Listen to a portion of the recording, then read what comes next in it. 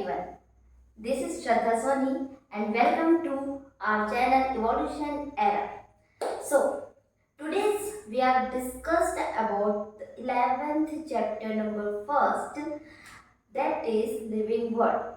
ठीक है, सबसे पहले जैसे ही अगर हम लिविंग की बात करते हैं, ठीक है, या लिविंग वर्ल्ड की बात करते हैं, ठीक है, लिविंग वर्ल्ड का मतलब है इंटरैक्शन।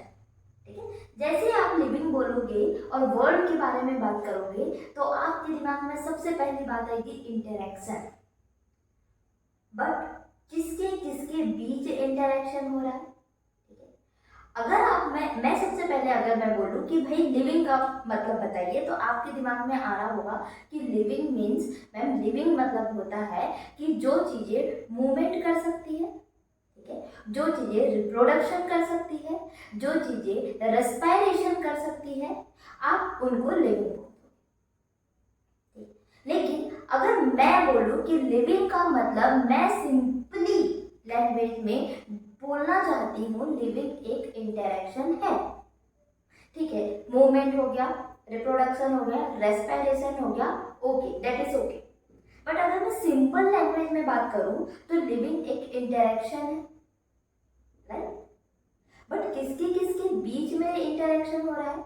तो हमने देखा है कि जो मॉलिक्यूल हो रहे हैं, जो कंपाउंड है, ठीक है, मॉलिक्यूल जो कंपाउंड है, सबसे छोटे मैटर, वो एक दूसरे के साथ इंटरैक्ट कर रहे हैं। इंटरैक्ट करने के बाद जो रिजल्ट मिल रहा है, उस रिजल्ट से वो क्या कर रहे हैं? मेटाबॉलिज्म कर रहे हैं। ठीक है, उस मेटाबॉलिज्म से फिर वो रेस्पिरेशन, रिप्रोडक्शन, यही सब करते हैं। ठीक है, तो बेसिक मीन्स, अगर मैं बेसिक मीनिंग निकालूं लिविंग का, तो वो इंटरैक्शन हुआ। वो इंटरैक्शन कुछ भी हो सकता है, मॉलिक्यूल मॉलिक्यूल के बीच में हो सकता है, डिफरेंट मॉलिक्यूल के बीच में हो सकता है, या किसी ऑर्गेनिज्म और एनवायरनमेंट के बीच में हो सकता है, राइट? ठीक है, तो लिविंग वर्ड का सिंपली मीन क्या हो जाएगा आपका? इंटरैक्शन। ठीक है, अभी हम इसके बारे में डिटेल से डिस्कस करेंगे। सबसे पहले जब मैं लिविंग वर्ड की बात करती हूँ, ठीक है, इस चैप्टर को स्टार्ट करने के पहले हम एक बहुत बड़े साइंटिस्ट के बारे में थोड़ा सा डिस्कस कर लेंगे, जिनका नाम है अर्नस्ट मेयर। ठीक है, अर्नस्ट मेयर नाम सुना होगा, आप सभी ने पढ़ा होगा इनके बारे में। ठीक है, तो अर्नस्ट मेयर क्या है? अर्नस्ट मेयर एक इवोल्यूशनरी बायोलॉजिस्ट है। ठीक है, कौन है अर्नस्ट मेयर? एक इवोल्यूशनरी बायोलॉजिस्ट है। ठीक है, इवोल्यूशनरी बायोलॉजिस्ट का मतलब है कि इन्होंने इवोल्यूशन के बारे में कुछ बात की होगी, ऑब्वियसली। ठीक है, और अभी मैंने बताया कि जो लिविंग है वो इवोल्यूशन से इंटरैक्शन करते हैं, अपने आजू बाजू के इन्वायरमेंट से इंटरैक्शन करते हैं। ठीक है, तो इनका भी कुछ योगदान होगा, कहाँ पे? लिविंग वर्ड बताने में। ठीक है, चलिए देखते हैं। सबसे पहले क्या है? अर्नस्ट मेयर कौन है? इवोल्यूशनरी बायोलॉजिस्ट है। सेकंड पॉइंट क्या है? देखो, the Darwin of 20th century. इसका मतलब क्या है? The Darwin of 20th century बोला गया किसको? अर्नस्ट मेयर को। ठीक है, अब यहाँ पे देखो, एक वर्ड आपको दिखाई दे रहा है, डार्विन। ये क्या है? ये कौन है? क्या ये किसी साइंटिस्ट का नाम है? तो आंसर होगा यस, आप सभी को पता है। ठीक है, डार्विन के नाम से तो सभी सहमत होंगे, सभी को पता है डार्विन कौन है। ठीक है, कभी ना कभी सुने होंगे, कभी ना कभी पढ़े होंगे। ठीक है, तो जो डार्विन थे वो अपने जमाने के सबसे बड़े साइंटिस्ट थे। ठीक है, क्यों? क्योंकि इन्होंने क्या दिया है? Natural selection. डार्विन ने क्या दिया था? कौन सी थ्योरी दी थी? Natural selection. सभी को पता होगा इसके बारे में, नहीं पता होगा तो कोई बात नहीं, हम आगे बढ़ेंगे। ठीक है, डार्विन ने नेचुरल सिलेक्शन दिया। नेचुरल सिलेक्शन ये बोलता है कि भाई जो स्ट्रॉन्ग है, जो कॉम्पिटेंट है, ठीक है, वही नेचर सिलेक्ट करेगा उसी चीज को। ठीक है, उसी ऑर्गेनिज्म को नेचर सिलेक्ट करेगा जो स्ट्रॉन्ग है, जो उस नेचर में, उस इन्वायरमेंट में रहने के कैपेबल है। ठीक है, ये किसने बोला था? डार्विन ने बोला था। ठीक है, बहुत बड़ी बात बोल दी थी इन्होंने, कुछ नया चेंज बताया, ठीक है, एक लिविंग को समझने की हम एक नजरिया ही इन्होंने चेंज कर दिया, ठीक है। उसी प्रकार अर्नस्ट मेयर आए, उन्होंने एक कॉन्सेप्ट दिया, ठीक है, उस कॉन्सेप्ट को हम बोले biological species concept. Ernst Mayr ने क्या दिया, बायोलॉजिकल स्पीसीज कॉन्सेप्ट दिया, इसलिए इन्हें बोला the Darwin of 20th century. Darwin ने जैसे नेचुरल सिलेक्शन के बारे में बहुत इंपॉर्टेंट बात बोली थी, वैसे ही अर्नस्ट मेयर ने बायोलॉजिकल स्पीसीज कॉन्सेप्ट के बारे में बहुत नई बात बोल दी, ठीक है। अभी तक बिल्कुल किसी ने भी ये नहीं कहा था कि भाई जो स्पीसीज कॉन्सेप्ट, स्पीसीज वर्ड, अभी तक किसी ने स्पीसीज के बारे में डिस्कस किया नहीं था। अर्नस्ट मेयर आए और उन्होंने बता दिया कि भाई बायोलॉजिकल स्पीसीज कॉन्सेप्ट एक होता है, ठीक है। हम पढ़ेंगे आगे आएगा कि इस कॉन्सेप्ट में उन्होंने क्या बोला, ठीक है। अभी हम ओवरव्यू देख ले रहे हैं, समझ में आएगा, इसीलिए इन्हें क्या बोल दिया, the Darwin of 20th century, ठीक है।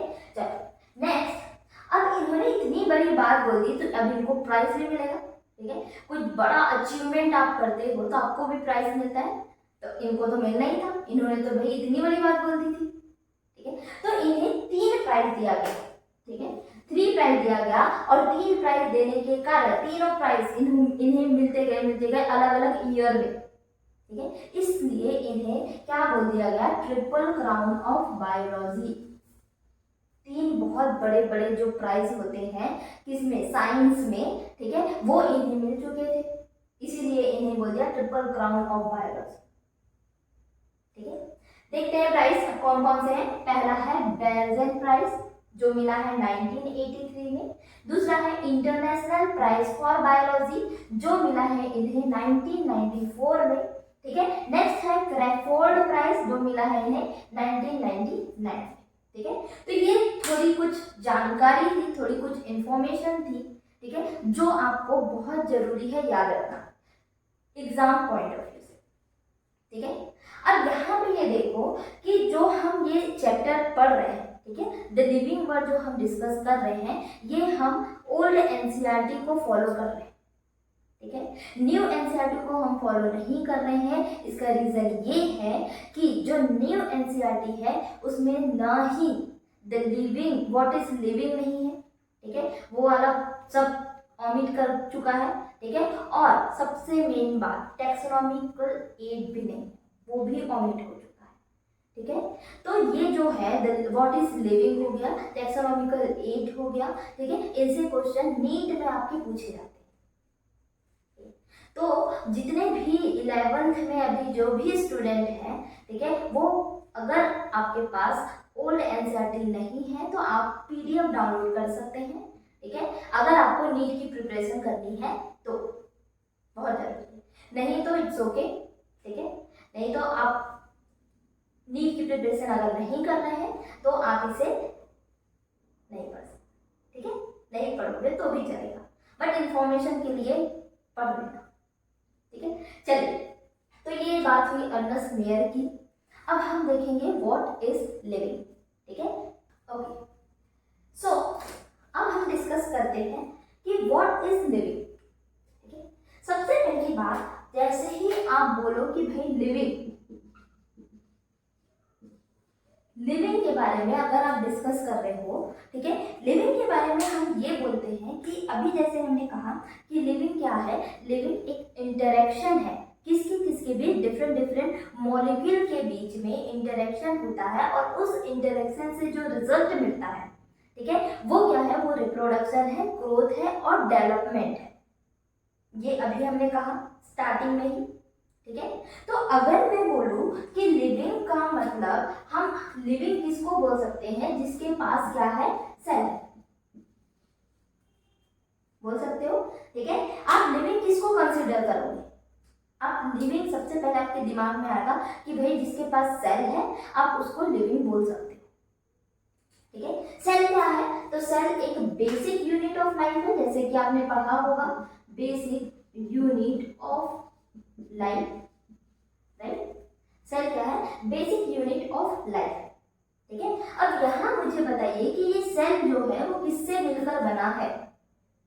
बेसिक यूनिट ऑफ लाइफ, ये मुझे समझ में आ रहा है कि सेल नहीं, अगर सेल नहीं है तो लाइफ नहीं है, अगर लाइफ नहीं है तो लिविंग नहीं है, ऑब्वियसली। ठीक है, लेकिन जो सेल है वो किससे मिलकर बना है, तो वो मिलकर बना है मॉलिक्यूल से, ठीक है, कंपाउंड से,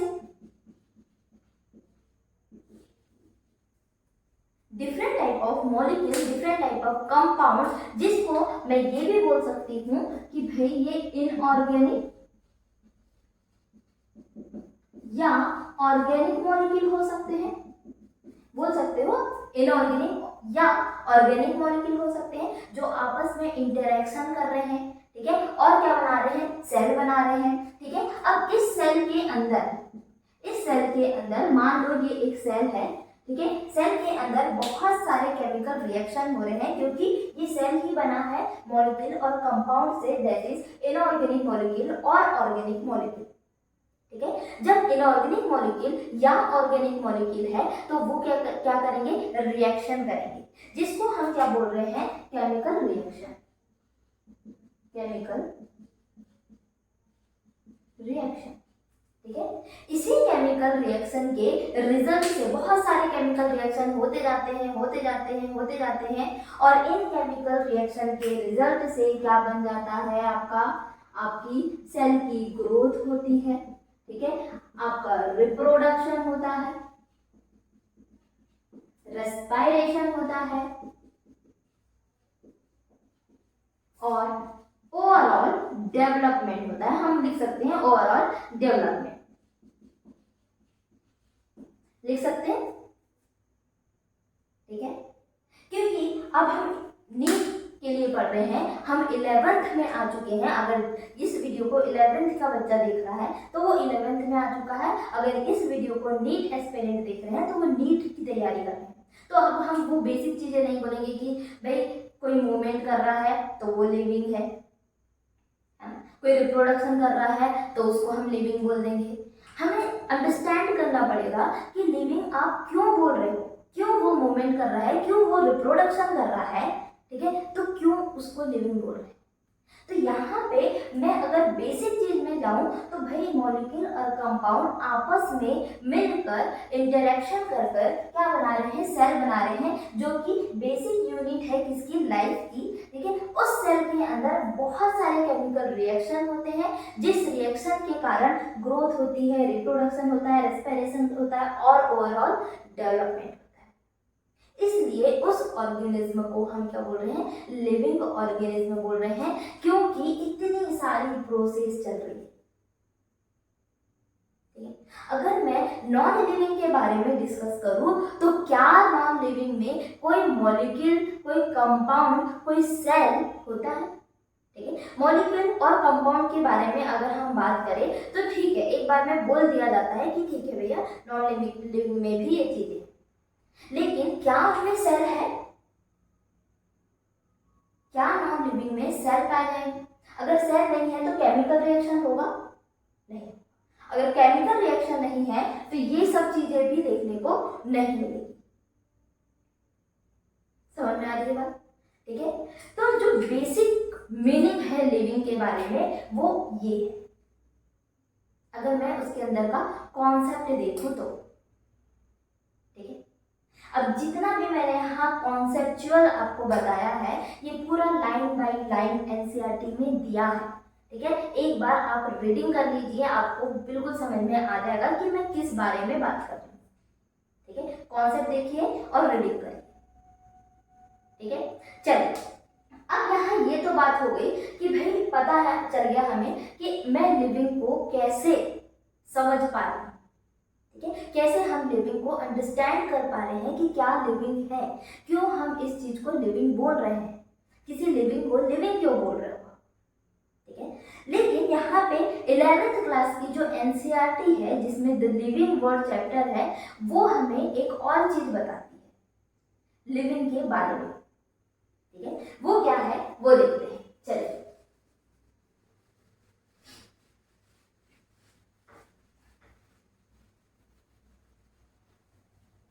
देखिए क्या है, क्या बोला है, ठीक है। अगर मैं लिविंग को कंसिडर कर रही हूँ, लिविंग वर्ड को कंसिडर कर रही हूँ, तो लिविंग वर्ड टू थिंग्स के बारे में बता रहा है। क्या है वो दो चीजें? पहला,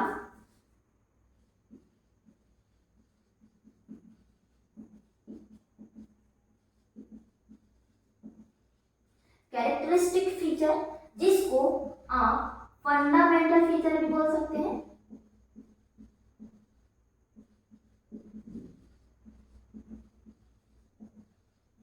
ठीक है, कैरेक्टरिस्टिक फीचर और फंडामेंटल फीचर भी बोल सकते हैं। Next one is defining feature.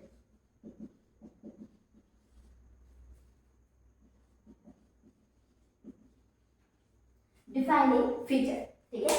तो एनसीईआरटी लिविंग को दो पार्ट में डिवाइड कर चुकी है, ठीक है। लिविंग को दो पार्ट में डिवाइड कर रही है। पहला है कैरेक्टरिस्टिक फीचर, जिसको आप फंडामेंटल फीचर भी बोल सकते हैं। Next one is defining feature. What is characteristic feature और व्हाट इज डिफाइनिंग फीचर, आइए देखते हैं, ठीक है। अब यहाँ पे देखो कैरेक्टरिस्टिक फीचर का मतलब क्या है। अब किसको कैरेक्टरिस्टिक फीचर बोल रहे हैं, ठीक है।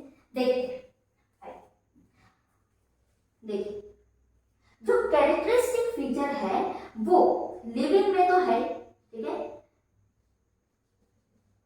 लिविंग में तो है, प्रेजेंट ऑन लिविंग, ठीक है, लिविंग में है, ओके समझ में आ गया, ठीक है। बट इसमें कुछ एक्सेप्शन है, ठीक है। लिविंग में प्रेजेंट है with exception, with some exception,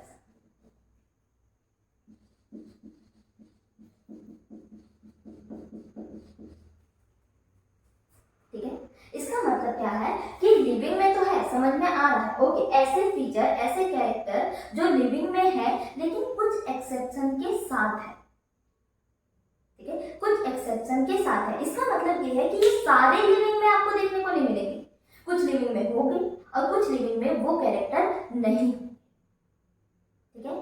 और ऐसे कैरेक्टर, ये तो एक पार्ट हुआ कैरेक्टरिस्टिक फीचर का, एक पार्ट हुआ कि भाई कुछ लिविंग में है, ठीक है, लिविंग में तो है लेकिन एक्सेप्शन के साथ है, मतलब कि कुछ लिविंग में आपको मिल जाएगा और कुछ लिविंग एक्सेप्शन होंगे उस कैरेक्टर के लिए, ठीक है। ये एक पार्ट है। दूसरा पार्ट क्या बोल रहा है कि ये नॉन लिविंग में भी आपको दिखने को मिलेगा,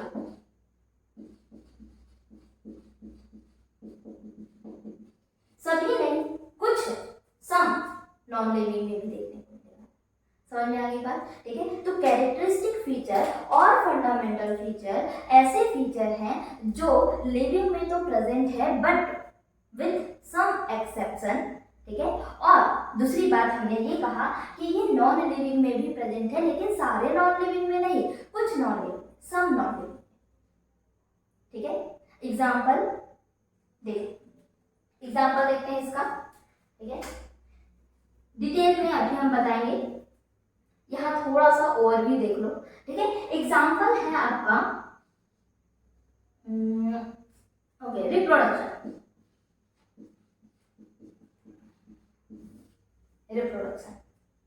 ठीक है। अगर मैं रिप्रोडक्शन की बात करूं तो क्या रिप्रोडक्शन सभी लिविंग में होता है, ठीक है। क्या रिप्रोडक्शन सभी लिविंग में होगा या कुछ लिविंग में नहीं भी होगा, ठीक है। देखिए जो रिप्रोडक्शन है, ठीक है, अगर मैं रिप्रोडक्शन की बात कर रही हूं तो जैसे sterile human being, sterile human beings के बारे में अगर हम बात करते हैं तो स्टेराइल ह्यूमन बीइंग का मतलब क्या है कि जो रिप्रोड्यूस नहीं कर पा रहे हैं उसी को तो हम स्टेराइल ह्यूमन बीइंग बोल रहे हैं ना। अब वो रिप्रोडक्शन नहीं कर पा रहे हैं तो मैं क्या उन्हें नॉन लिविंग बोल दूं? भाई ह्यूमन तो है वो बट रिप्रोड्यूस नहीं कर पा रहे, कुछ कैरेक्टर्स वो नहीं कर पा रहे। इसका मतलब ये नहीं है कि मैं उसे नॉन लिविंग बोल दूं, ऑफ कोर्स वो लिविंग है, ठीक है। तो ऐसे फीचर जो लिविंग होते हुए भी कुछ एक्सेप्शन है कि उसमें नहीं लगे वो कैरेक्टर, ठीक है। तो ऐसे कैरेक्टर को क्या बोलोगे आप, ऐसे फीचर को क्या बोलोगे, कैरेक्टरिस्टिक फीचर और फंडामेंटल फीचर। समझ में आ गई बात, ठीक है। आते हैं डिफाइनिंग फीचर। डिफाइनिंग फीचर का मतलब होता है यूनिक। डिफाइनिंग का मतलब होता है यूनिक। यूनिक मतलब किसी एक में ही होगा, यूनिक पर्टिकुलरली उसमें होगा ही होगा, विदाउट एक्सेप्शन, ठीक है। तो इसमें सिंपली हम बोल सकते हैं present on all living being, ठीक है, विदाउट एनी एक्सेप्शन।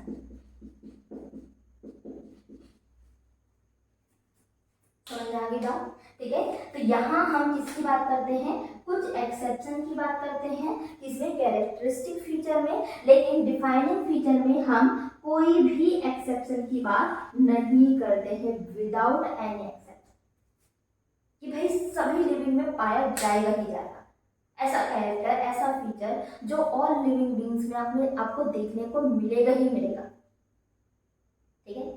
तो ये एक छोटा सा डिवाइडेशन है आपको लिविंग को और अच्छे से अंडरस्टैंड करने के लिए, ठीक है। इस बेसिस पे ये जो डिवाइड किए हैं हमने फीचर्स, कैरेक्टरिस्टिक फीचर और डिफाइनिंग फीचर, इस बेसिस पे एनसीईआरटी ने 5 कैरेक्टर दिखाया है एक लिविंग को और अच्छे से अंडरस्टैंड करने के लिए, ठीक है। वैसे तो अगर आप एक लिविंग को समझने के लिए पैरामीटर्स की अगर बात करूं तो बहुत थाउजेंड ऑफ पैरामीटर आपके सामने आते हैं, लेकिन हमें थाउजेंड ऑफ पैरामीटर नहीं पढ़ना है, हमें इतना पढ़ना है जितना एनसीईआरटी हमें पढ़ा रही है, ठीक है। तो 5 पैरामीटर है जो बहुत इंपॉर्टेंट है, जिसके बारे में हम 1 बाय 1 चलेंगे, ठीक है। So let's start with characteristic of living organism, ठीक है। अब कैरेक्टरिस्टिक किसी लिविंग ऑर्गेनिज्म का आप कैसे पहचानेंगे, तो हमारे पास कुछ बेसिक पैरामीटर्स हैं लिविंग के, ठीक है, जिसके बारे में अभी हम डिस्कस कर रहे हैं। सो हमारे पास 5 पैरामीटर्स है, ठीक है। First is growth, second reproduction, third metabolism, fourth cellular organisation, fifth consciousness, ठीक है। ये जो 5 पैरामीटर्स हैं एक लिविंग को डिफाइन करने के लिए, वो बहुत इंपॉर्टेंट है। अब जैसे कि अभी हमने कहा कि जो फीचर्स के बारे में हमने बात की कि कैरेक्टरिस्टिक फीचर और डिफाइनिंग फीचर, ठीक है, वो दोनों फीचर इन 5 पैरामीटर्स में आते हैं। 5 पैरामीटर के बारे में डिटेल एक के एक बाद एक हम डिस्कस करने वाले हैं, ठीक है। पहले हम सबसे फर्स्ट देखेंगे ग्रोथ के बारे में कि भाई ग्रोथ क्या है, ठीक है। तो चलिए ग्रोथ के बारे में हम डिस्कस कर लेते हैं कि ग्रोथ क्या है। तो जैसे ही अगर कोई भी आपको ग्रोथ बोलता है कि भाई बताइए कि ग्रोथ होती क्या है, तो आपके दिमाग में सबसे पहली बात ये आती है कि ग्रोथ किस किस फॉर्म में हो सकती है ना। अगर मैं ग्रोथ बोल रही हूँ तो किस किस फॉर्म में ग्रोथ हो सकती है, भाई साइज में इंक्रीज हो सकता है, ऑफ कोर्स साइड में इंक्रीज हो सकता है, उसे भी मैं ग्रोथ बोलूंगी, ठीक है। दूसरा वॉल्यूम में इंक्रीज हो रहा है, हम उसे भी ग्रोथ बोल देंगे ना। वॉल्यूम में कोई चीज इंक्रीज हो रही है उसे भी आप ग्रोथ बोल दोगे, साइज में कोई चीज इंक्रीज हो रही है उसे भी आप ग्रोथ बोल दोगे, लेंथ में कोई इंक्रीज हो रहा है उसे भी आप ग्रोथ बोल दोगे, और मास में इंक्रीज कुछ हो रहा है तो उसे भी ग्रोथ बोल दोगे, ठीक है।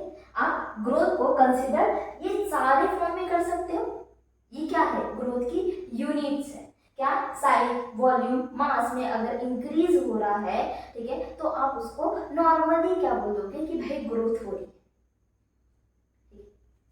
तो ऐसे ही एनसीईआरटी ट्विन कैरेक्टर के बारे में बात करती है। Growth is a twin character. What is twin character, ठीक है। अगर ट्विन कैरेक्टर कैरेक्टर के बारे में हम देखें तो भाई जो ग्रोथ है वो दो फॉर्म में बताई गई है, कहाँ, एनसीईआरटी में। ठीक है, कौन कौन सी फॉर्म्स है वो ग्रोथ को बोला है increase in number of cell first. ठीक है, किसी सेल के नंबर में अगर इंक्रीमेंट हो रहा है तो उसे ग्रोथ का फर्स्ट कैरेक्टर बोला है। ट्विन कैरेक्टर मतलब कि क्या होता है, दो, है ना, टू। ट्विन मतलब क्या हो रहा है आपका, टू। तो दो कैरेक्टर्स के बारे में एनसीईआरटी ने डिस्कस किया है ग्रोथ को लेके कि इंक्रीज नंबर ऑफ सेल, अगर सेल में इंक्रीमेंट हो रहा है तो उसे मैं ग्रोथ बोल दूंगी। और second one is increase in mass, अगर मास में इंक्रीमेंट हो रहा है तो उसे भी हम क्या बोल देंगे, ग्रोथ ही बोल देंगे। ठीक है, अब दोनों का मतलब समझते हैं। ठीक है, दोनों का मतलब समझते हैं कि क्या है ये। अब सेल में इंक्रीज, सेल के नंबर में इंक्रीज हो रहा है, इसको देखो, इसको आप कैसे देखोगे। ठीक है, एक बॉडी है, एक लिविंग ऑर्गेनिज्म की ये बॉडी है मान लो। ठीक है, अब यहाँ पे देखो ये एक सेल है, बहुत सारे मल्टीपल सेल से बना होता है एक लिविंग ऑर्गेनिज्म की। ठीक है, छोड़ो, दूसरे तरीके से समझते हैं। चलिए, अगर मैं बात करूं यूनिसेलुलर, अगर हम एक यूनिसेलुलर की बात करते हैं, यूनिसेलुलर मतलब आप मान लो कि अमीबा, ठीक है, अमीबा, बैक्टीरिया, ये सब क्या है, यूनिसेलुलर। यूनिसेलुलर का मतलब क्या होता है, सभी को पता होगा मेरे ख्याल से। ठीक है, यूनिसेलुलर, यूनि मतलब सिंगल। ठीक है, सिंगल सेल, एक सेल, सिर्फ किसी के पास अगर सिर्फ एक सेल है, एक सेल की ही पूरी बॉडी है, तो उसको हम क्या बोल देंगे, यूनिसेलुलर। अब यहाँ पे देखो कि यूनिसेलुलर की अगर मैं बात करूं तो ये एक सेल है, ओनली वन सेल। ठीक है, ये डिवाइड करेगी तो मेरे पास क्या आ जाएंगे, ये इस एक सेल से कितने सेल बन गए, दो सेल बन गए। ठीक है, तो यहाँ पे क्या हुआ, यहाँ पे सेल का नंबर इंक्रीज हुआ। पहले मेरे पास एक सेल था तो मैं बोल रही हूँ एक सेल है, अब उसी एक सेल से सेल डिवाइड होके दो सेल बन गए, तो इसको मैं क्या बोलूंगी, भाई दो सेल है ऑब्वियसली। ठीक है, तो एक सेल से दो सेल बन रही है, तो क्या हो रहा है, increase in number of cell. ठीक है, तो ये भी ग्रोथ होगी ऑब्वियसली।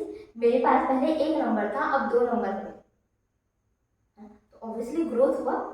इससे भी आप क्या बोलोगे, ग्रोथ बोल सकते हो। ठीक है, अब देखो कंसिडर करते हैं कि इंक्रीज इन मास, अगर हम मास को भी एक ग्रोथ में कंसिडर करेंगे तो आपको देखने को मिलेगा कि यहाँ पे अगर हम बात करें सैंड ड्यून, देखते हैं। ठीक है, यहाँ पे देखो जो सैंड है, ठीक है, आप उसको एक्यूमुलेट कर लो, एक जगह डिपॉजिट कर लो। ठीक है, यहाँ पे ये डिपॉजिट हो रहा है, ठीक है, ये ऐसे से था, अब यहाँ पे मैं डिपॉजिशन स्टार्ट कर रही हूँ। तो पहले इतना डिपॉजिशन कर दी मैंने, फिर और सैंड लाके और डिपॉजिट कर दी यहाँ पे। ठीक है, और डिपॉजिट कर दिया यहाँ पे मैंने, तो क्या हो गया, ये ग्रोथ हो रही है, मास बढ़ रहा है, नंबर नहीं बढ़ रहा है। नंबर तो एक ही है, हम एक ही जगह एक्यूमुलेट कर रहे हैं, एक ही जगह डिपॉजिशन कर रहे हैं। डिपॉजिशन के कारण क्या हो रहा है, मास बढ़ रहा है इसका। ठीक है, लेंथ इंक्रीज हो रही है, मास इंक्रीज हो रहा है। ठीक है, तो इसको भी आप ग्रोथ बोल सकते हो। अब यहाँ पे देखो इस ट्विन कैरेक्टर को लेके ग्रोथ यहाँ पे आपको दिखाई दे रही है कि टू टाइप्स की हो रही है। ठीक है, कौन कौन सी दो टाइप की ग्रोथ आपको दिखाई दे रही है यहाँ पे देखते हैं। ये तो हो गया, समझ में आ गया होगा आई थिंक। ठीक है, ओके, तो हमने ग्रोथ देखा कि ग्रोथ में ट्विन कैरेक्टर के बारे में हमने बात की थी अभी। ठीक है, ट्विन कैरेक्टर मतलब increase in number of cell, ठीक है, और इंक्रीज इन मास, दो चीजों के बारे में बात किए थे। ठीक है, उसी पे डिपेंड है कि ग्रोथ की टाइप कितने हैं। टू टाइप ऑफ ग्रोथ देखने को मिलती है। ठीक है, first is intrinsic growth and second is extensive growth. ठीक है। इंट्रिंसिक ग्रोथ को आप इंटरनल ग्रोथ बोल सकते हैं, इंटरनल ग्रोथ बोल सकते हैं, ठीक है। और एक्सटेंसिव ग्रोथ को आप एक्सटर्नल ग्रोथ भी बोल सकते हैं, इंट्रिंसिक को इंटरनल बोल सकते हैं और एक्सटेंसिव ग्रोथ को आप एक्सटर्नल ग्रोथ बोल सकते हैं, ठीक है। अब यहाँ हम देखेंगे कि इंट्रिंसिक ग्रोथ होती क्या है, इंटरनल ग्रोथ होती क्या है, ठीक है। तो सभी को पता है कि जो इंटरनल ग्रोथ है वो किसके कारण होती है, ठीक है। तो वो किसके कारण होती है, वो जनरली हमें सेल डिवीजन के कारण देखने को मिलती है, ठीक है। किसके कारण देखने को मिलती है, सेल डिवीजन के कारण देखने को मिलती है, ठीक है। अगर मैं मल्टी सेलुलर की बात करूं तो मल्टी सेलुलर में क्या होता है कि ये एक आपकी सेल है, ठीक है, मल्टी सेलुलर है, तो चलो मल्टी सेलुलर बना लेते हैं, ये दो मल्टी सेलुलर, ठीक है। ये सेल डिवाइड होती है और अपने ही ये बना ली एक और ये बना दी, हो गई डिवाइड, ठीक है। एक सेल से कितनी सेल बनेगी, दो सेल बनेगी, मल्टी सेलुलर, ठीक है। तो यहाँ पे ये क्या हो रहा है, सेल का डिवीजन हो रहा है, ठीक है। अगर मैं यूनिसेलुलर की बात करूं तो यूनिसेलुलर में भी सेल का डिवीजन होता है, ठीक है। ये बात तो हमने किसकी की थी, मल्टी सेलुलर। आप सभी को पता है मल्टी सेलुलर में जो सेल डिवीजन है वो दो टाइप से होते हैं, कौन कौन से, एक माइटोटिक और एक मियोसिस, ठीक है। तो माइटोटिक और मियोसिस में क्या हो रहा है कि एक सेल से दो सेल बन रहा है, ठीक है। तो increase in number of cell हो रहा है, इसको आप क्या बोल दोगे, ग्रोथ बोल दोगे, ठीक है। अगर मैं यूनिसेलुलर की बात करूं, अगर हम यूनिसेलुलर की बात करेंगे तो यहाँ पे आप देखना कि यूनिसेलुलर मतलब अमीबा या फिर बैक्टीरिया, तो हम बैक्टीरिया के एग्जांपल देखते हैं। बैक्टीरिया क्या होते हैं, एक पेट्री प्लेट ले लो, एक पेट्री प्लेट में आप एक बैक्टीरिया रखो यहाँ पे, ठीक है। अब इसको एक बैक्टीरिया को यहाँ पे इस पेट्री प्लेट में रख के छोड़ दो, मिनिमम जितनी भी ग्रोथ की रिक्वायरमेंट है वो देके आप छोड़ दो, 1 घंटे बाद आना। 1 घंटे बाद जैसे ही आप आओगे यहाँ पे क्या देखने को मिलेगा आपको, multiple millions of bacteria growth होगी, ये भी तो इंक्रीज ऑफ नंबर है, इंक्रीज इन नंबर, ठीक है। और बैक्टीरिया एक सेल है तो increase in number in cell, ठीक है। तो ये क्या हो रही है, ये सेल डिवीजन के कारण सेल में इंक्रीज हो रहा है। तो जहां पे भी सेल डिवीजन हो रहा है, जहां पे भी आप सेल की बात करोगे वहां पे आप इंटरनल एक्सटेंसिव ग्रोथ बोलोगे, ठीक है। अब एक्सटेंसिव ग्रोथ देखो क्या होता है, एक्सटेंसिव ग्रोथ मतलब एक्सटर्नल मतलब बाहर से ग्रोथ हो रही है, ठीक है, बाहर से ग्रोथ हो रही है। और ये जो बाहर से ग्रोथ हो रही है वो मेनली किसके कारण होती है, तो मेनली जो होती है वो होता है एक्यूमुलेशन,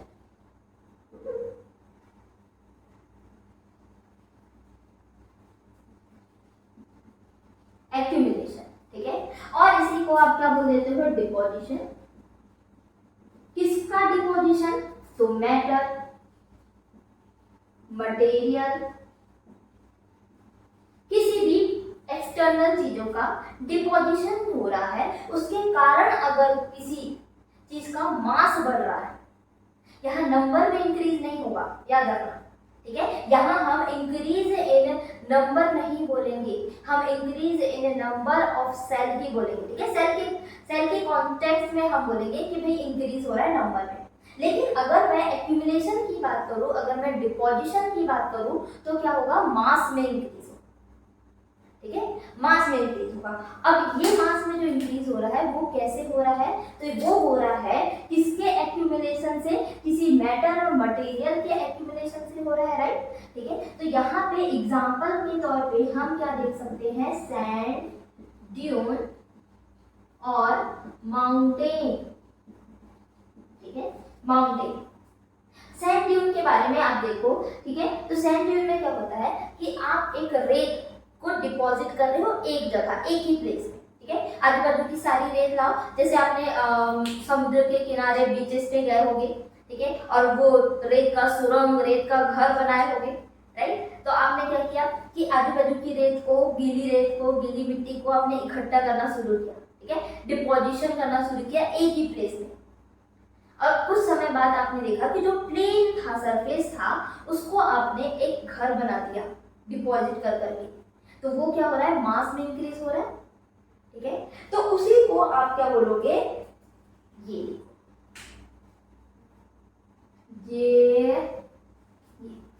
यहाँ पे क्या हुआ आपका, यहाँ पे हुआ डिपोजिशन, एक्यूमुलेशन, ठीक है, जिसके कारण मास में इंक्रीज हुआ। तो ऐसे यहाँ एक्यूमुलेशन हुआ है, ठीक है, लेकिन इसको भी मैं ग्रोथ बोलूंगी।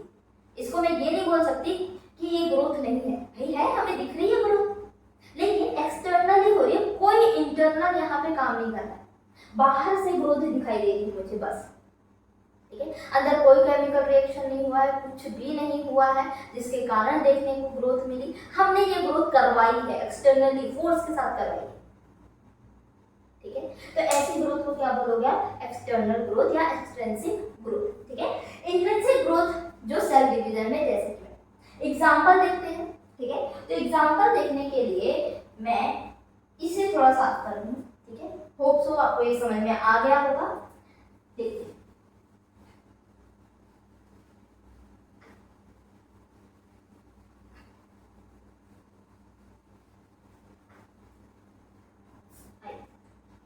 एग्जाम्पल देखते हैं किसका, इंट्रिंसिक ग्रोथ का।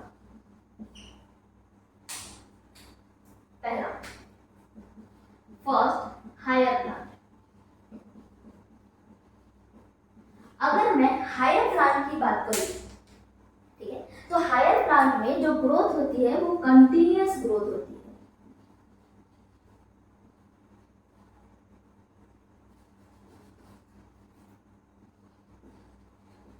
ठीक है। कैसी ग्रोथ हो रही है, कंटिन्यूअस ग्रोथ देखने को मिल रही है, ठीक है। अब ये जो कंटिन्यूअस ग्रोथ है वो किस कारण हो रही है, तो कंटिन्यूअस ग्रोथ यहाँ पे इसलिए होती है, यहाँ पे एक स्पेशल टाइप की सेल प्रेजेंट होती है, कहाँ पे, हायर प्लांट्स में। कौन सी सेल है, क्या नाम है उस सेल का, तो मेरिस्टेमेटिक टिश्यू,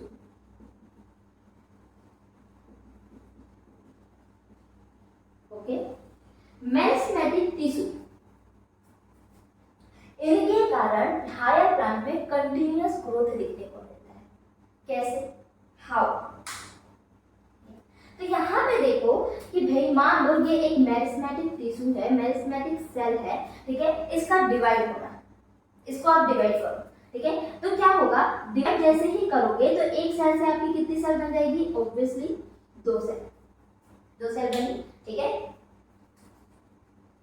ये एक है और एक दो, ठीक है। दूसरी सेल को मैं थोड़ा सा सेट कर देती, ये फर्स्ट वाली जो सेल है, ठीक है, ये वापस से डिवाइड होगी, लेकिन जो सेकंड वाली सेल है, ठीक है, जो शेडेड है रेड कलर से, वो डेवलपमेंट में रहेगी। ये कहाँ जाएगी, डेवलपमेंट, ठीक है। और इस सेल में क्या होगा, सेल डिवीजन वापस, ठीक है। चलो करते हैं, इस सेल का वापस से सेल डिवीजन करोगे तो वापस से कितनी सेल बन जाएगी आपकी, दो सेल बन जाएगी, ठीक है। तो दूसरी वाली सेल वापस से कैसे जा रही है, डेवलपमेंट में जाएगी, ये लो, लेकिन ये फर्स्ट वाली सेल वापस से कैसे आएगी, सेल डिवीजन। तो ये कंटिन्यू एक हायर प्लांट की लाइफ स्पैन तक ये चीजें होते रहती है, ये प्रोसेस कंटिन्यू होती है, जिसके कारण हायर प्लांट अपने पूरे लाइफ स्पैन तक ग्रोथ करते हैं बाय सेल डिवीजन, ठीक है। वहीं पे अगर मैं एनिमल सेल की बात करूं, सेकंड, वहीं पे अगर आप एक एनिमल सेल की बात करें तो एनिमल सेल में कंटिन्यूअस ग्रोथ आपको देखने को नहीं मिलेगी, ठीक है। यहाँ पे जो ग्रोथ है, ठीक है, ये growth at only certain age, ठीक है, आपको सिर्फ कुछ एज तक ग्रोथ देखने, कंटिन्यूअस ग्रोथ यहाँ पे नहीं होती। क्यों नहीं होती, क्योंकि इनके पास मेरिस्टेमेटिक टिश्यू नहीं है, ठीक है। अब ये बोलो आप कि मैम कंटिन्यूअस ग्रोथ नहीं होती, इसका मतलब है कि कंटिन्यूअस सेल डिवीजन नहीं होता। अभी आपने बोला इंट्रिंसिक ग्रोथ मतलब सेल डिवीजन, और आप यहाँ बोल रहे हो कि कंटिन्यूअस सेल ग्रोथ नहीं होती। तो क्या यहाँ सेल डिवीजन नहीं होता? मैंने ये बोला कि यहाँ पे ग्रोथ नहीं होती, सेल डिवीजन तो होता है। अब ये कैसे हो? तो सेल डिवीजन अभी अभी मैंने बोला कि दो टाइप का होता है, कौन कौन सा? माइटोटिक और मियोसिस। ठीक है, तो जो मियोसिस है वो सेल डिवीजन ग्रोथ के लिए रिस्पॉन्सिबल है, लेकिन जो माइटोटिक है वो क्या कर रहे हैं आपके? वो इक्वेशनल डिवीजन है। ठीक है, इक्वेशनल डिवीजन मतलब कि वो सिर्फ और सिर्फ रिपेयर का काम कर रहे हैं। इसका मतलब कि एनिमल सेल में कुछ एज के बाद माइटोटिक डिवीजन कंटिन्यूअस रहता है जो कि रिपेयर का काम करता है। अब कैसे रिपेयर? ठीक है, तो मान लो आपके यहाँ पे स्किन में कुछ स्किन बर्न हो गया है, ठीक है, कुछ समय बाद आप देखेंगे कि वापस एक नई स्किन आ जाती है। वो कैसे? तो वहां पे क्या हो रहा है? सेल डिवीजन हो रहा है। अब ऐसा तो नहीं है सर्टेन एज के बाद वो कुछ बर्न होता है कभी वापस नहीं आता, वहां की स्किन कुछ एज के बाद कभी वापस नहीं आएगी, नहीं, ऐसा नहीं होता, राइट? तो वो क्या हो रहा है कि माइटोटिक सेल डिवीजन कंटिन्यूअस चल रही है, लेकिन मियोसिस सेल डिवीजन यहाँ पे रुक गई, जिसके कारण क्या हो रहा है? सर्टेन एज में जो ग्रोथ है वो भी रुक चुकी है। ठीक है, इतनी बात समझ में आ गई होगी, होप सो आपको। तो यहीं पे हमारा आज का सेशन होता है एंड। ठीक है, आज की क्लास से अगर कोई भी आपको डाउट लग रहा है, ठीक है, कुछ भी आपको डाउट है तो आप कमेंट बॉक्स पे जरूर कमेंट कीजिए। ठीक है, मैं जरूर क्लियर करूंगी अपने नेक्स्ट सेशन में। हाँ, एक और बात है कि जो ग्रोथ है, हमने जो दो फीचर के बारे में बात किए थे, एक कैरेक्टरिस्टिक फीचर और एक डिफाइनिंग फीचर, तो मुझे आप बताना कि ग्रोथ कौन सा फीचर है, क्योंकि ग्रोथ लिविंग में भी हो रहा है और हमने देखा कि नॉन लिविंग जैसे कि सैंड ड्यून माउंटेन में हो रहा है, राइट? तो वो तो क्या है? आपके नॉन लिविंग थिंग है। अब उनमें भी ग्रोथ हो रही है, तो ये कौन सा फीचर होगा, ये आप मुझे कमेंट करें। आज के लिए बस इतना ही। अगर आपको कोई भी डाउट हो तो आप कमेंट जरूर कीजिए। ठीक है, अगर वीडियो पसंद आया है तो लाइक कीजिए, शेयर कीजिए और सब्सक्राइब कीजिए। Thank you so much.